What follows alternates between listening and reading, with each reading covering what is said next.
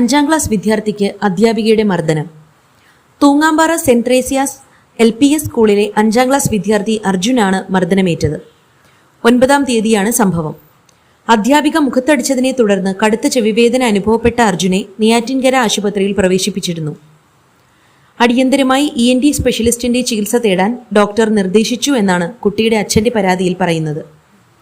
ഇവിടെ നീരും കെട്ടി നേരെ വൈകുന്നേരമായപ്പോൾ അവന് തലവേദനയും ചെവിവേദനയൊക്കെ വന്ന് പിന്നെ രാത്രി ഞങ്ങൾ നെയ്യാറ്റിൻകര ഹോസ്പിറ്റലിൽ കൊണ്ടുപോയപ്പോൾ അവർ ENT ഡോക്ടറെ കാണിക്കാൻ പറഞ്ഞു.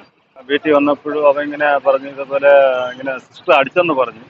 അപ്പോൾ ഞങ്ങൾ സാരമാക്കില്ല, കാരണം പിള്ളേരാകുമ്പോൾ ടീച്ചർമാരും അടിക്കുമല്ലോ.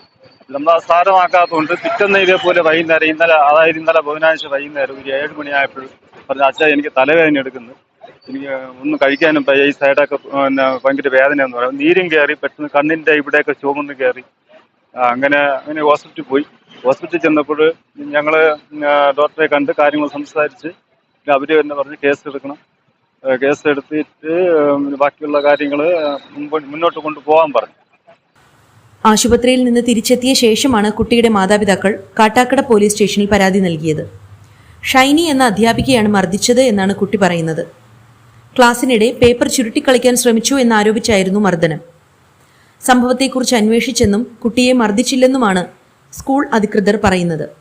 എന്നാൽ ടീച്ചറുടെ ഈ ക്രൂരമായ പ്രവൃത്തി മാനേജ്മെന്റ് ചോദ്യം ചെയ്യുകയോ രക്ഷകർത്താവിനെ വിവരം അറിയിക്കുകയോ ചെയ്തില്ലെന്നാണ് കുട്ടിയുടെ മാതാപിതാക്കൾ ആരോപിക്കുന്നത്.